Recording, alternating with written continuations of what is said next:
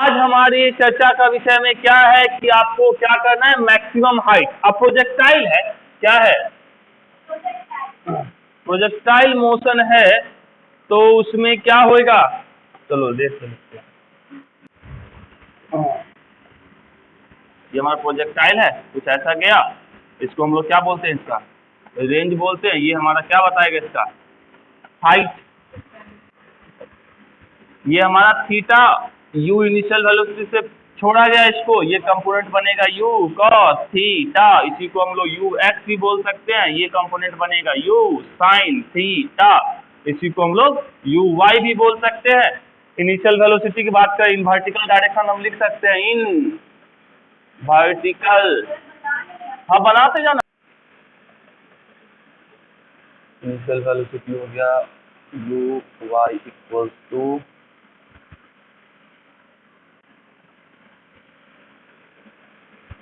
Sign theta, final velocity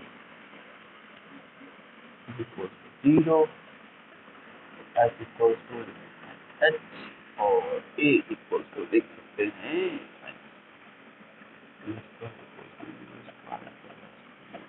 S, S equals to लिख सकते हैं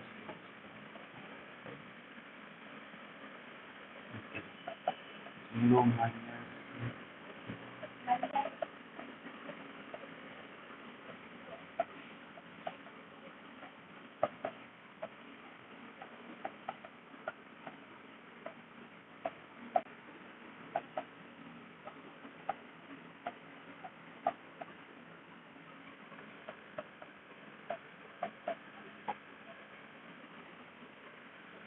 मैक्सिमम हाइट कब मिलेगी। अभी हमने फॉर्मूला क्या निकाला, you square sine square theta divided by 2g। तो ये मैक्सिमम कब होगा, जब साइन थीटा की वैल्यू मैक्सिमम होगी। साइन थीटा की मैक्सिमम वैल्यू कब होती है, 90 डिग्री पे कितनी होती है, 1 होती है। तो कब मिलेगा मैक्सिमम इसकी वैल्यू, जब साइन की वैल्यू मैक्सिमम, साइन की वैल्यू मैक्सिमम कब मिलती है, 90 डिग्री पे। तो लिख सकते हैं साइन थीटा इज 1 और थीटा कितना होगा 90, तो इसकी वैल्यू कितनी हो जाएगी, यू स्क्वायर बाई 2g। तो मतलब क्या है इसका कि थीटा 90, मतलब वर्टिकली अपवर्ड यदि फेंका जाएगा तो उसका क्या होगा, हाइट सबसे ज्यादा होगा। तो कह सकते हैं for maximum height body should projected कैसे, वर्टिकली अपवर्ड। हमारा कॉम्प्लीमेंट्री एंगल पढ़े थे, क्या होता था, दो एंगल का सम कितना होना चाहिए था, 90 डिग्री।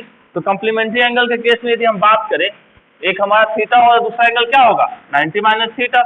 तो हम दोनों केस में हाइट के रेशियो की बात करें तो क्या होगा, पहला हमारा you square sine square theta by 2g और दूसरा हमारा you square sine square 90 minus theta. तो साइन 90 माइनस थीटा क्या होता है, साइन 90 माइनस थीटा क्या होता है,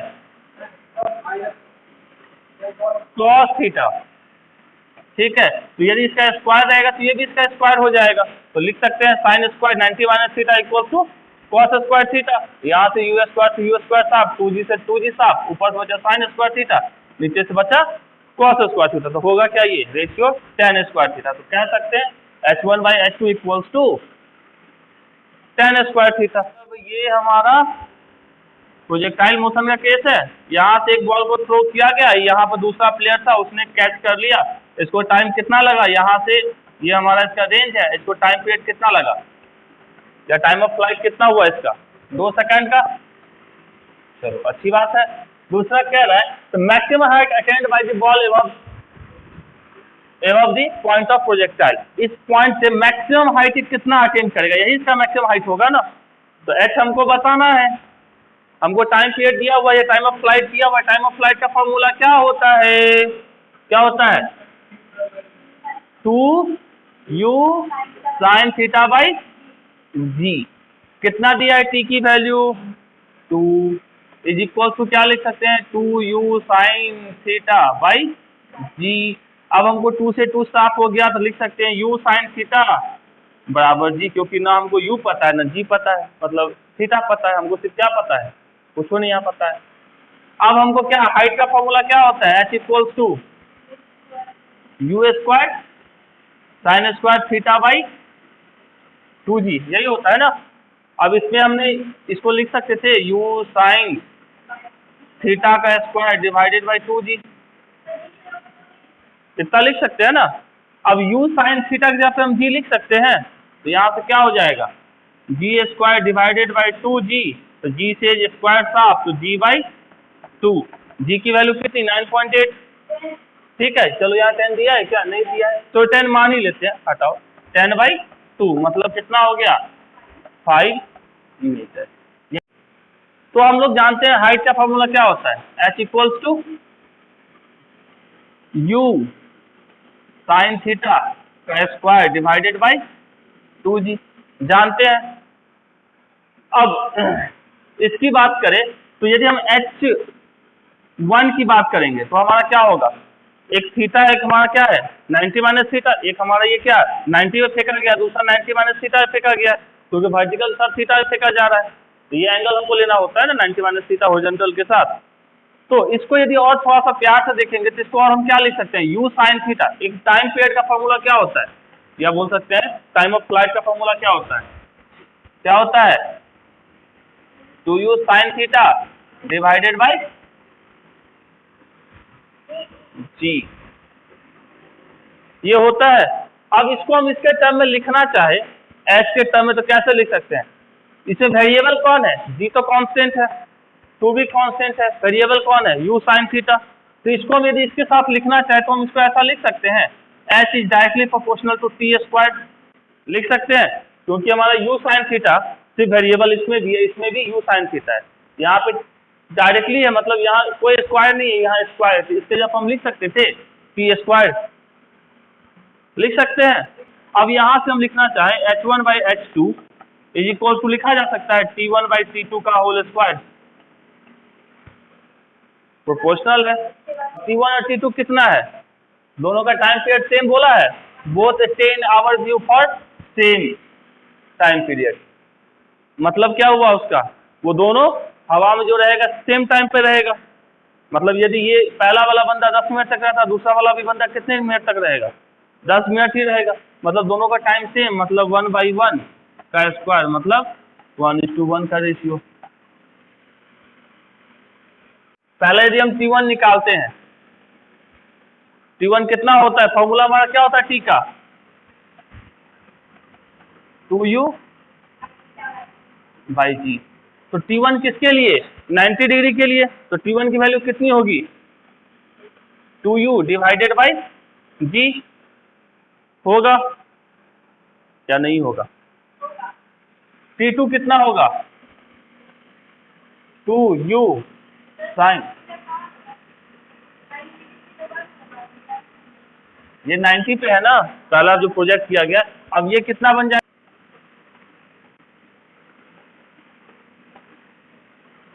होगा T2, दोनों का टाइम पीरियड। अब यदि हम H1 की बात करें तो H1 कितना होगा, H1 यदि हम बात करें H1, H का फॉर्मूला क्या होता है हमारे पास, H इज इक्वल टू क्या होता है u साइन थीटा का स्क्वायर डिवाइडेड बाई 2g, तो हमारा H1 क्या होगा u square divided by 2g, होएगा या नहीं होएगा। साइन 90 कितना, ये किसके लिए चल रहा है कहानी 90 डिग्री के लिए, ये किसके लिए चल रहा है, ये 90 के लिए, तो H2 हमारा क्या हो जाएगा यहाँ से u square sine 90 minus by 2g, तो ये हमारा क्या बन जाएगा u square cos square theta divided by 2। अब हमको क्या निकल गया T1 T2 पता है और H1 H2 पता है, अब हमको किस में रिलेशन निकालना है, H1 और H2 में निकालना है, दोनों को डिवाइड करो, इसके साथ इक्वेट करो, या लंबा प्रोसेस से ऐसे जाओ या डायरेक्ट एक बार में दोनों को एक साथ अटैच करो और फिर निकालो। अब हम दोनों को पता है ना H1 H2, दोनों का रेशियो T1 T2 के टर्म में निकाल सकते हैं। हमको पूछ किसका रेशियो रहा है, H1 बाई H2 पूछ रहा है, ठीक है, तो H1 बाई H2 इसके टर्म में लिखा जा सकता है, इसके टर्म में, इसको फिर T के टर्म में डेवलप कर सकते हैं। H1 बाई H2 लिखते तो क्या लिखते, H1 कितना यू स्क्वायर बाई 2g। और इसको लिखते तो कितना लिखते, you square cos square theta by लिखते इतना। अब इसमें से क्या क्या साफ होगा, यू स्क्वायर से यू स्क्वायर साफ, 2g से 2g साफ, मतलब क्या बचा 1 बाई कॉस स्क्वायर थीटा बचा। अब T1 बाई T2 निकालेंगे तो क्या होगा, T1 बाई T2 कितना होगा, यहाँ से सीधे बचेगा 1 बाई कॉस थीटा, यहाँ से क्या निकला 1 बाई कॉस स्क्वायर थीटा, तो यहाँ से इसको लिखा जा सकता है T1 बाई T2 का स्क्वायर, 1 बाई कॉस थीटा ये है तो 1 बाई कॉस थीटा, इसका स्क्वायर करोगे तो 1 बाई कॉस स्क्वायर थीटा हो जाएगा ये, तो T1 बाई T2 का स्क्वायर लिख सकते हैं। T1 T2 कितना है, सेम दिया हुआ है, तो मतलब ये क्या हो गया 1:1। ये हमारा क्या है, एक हॉरिजॉन्टल ग्राउंड है। ओके, यहाँ से बॉल है, कितने एंगल में फेंका गया है, u वेलोसिटी के साथ इसको प्रोजेक्ट किया गया, और थीटा कितना था 60 डिग्री था। इसको जो ही यहाँ से दिया गया तो ये ऐसे करके हवाई जहाज बनते हुए यहाँ आके गिरेगा। ओके, तो कह रहा है कि यहाँ से जहाँ से बॉल उड़ा है वहां से 50 मीटर के डिस्टेंस पे एक फील्डर है, क्या है, एक फील्डर है। तो पूछ रहा है यहाँ पे बताइए किस हाइट से पास करेगा। आप क्वेश्चन पढ़ो, ये हाइट क्या होगा, या y की वैल्यू क्या होगी, या हाइट की वैल्यू क्या होगी। ये इसका क्या होगा, u x इक्वल टू कितना लिख सकते हैं, u cos 60, और वर्टिकल डायरेक्शन में वेलोसिटी क्या होगी, uy equals to u sin 60। तो चलिए ये निकाल लेते हैं, ux की वैल्यू कितनी, u cos 60, u की वैल्यू कितनी है,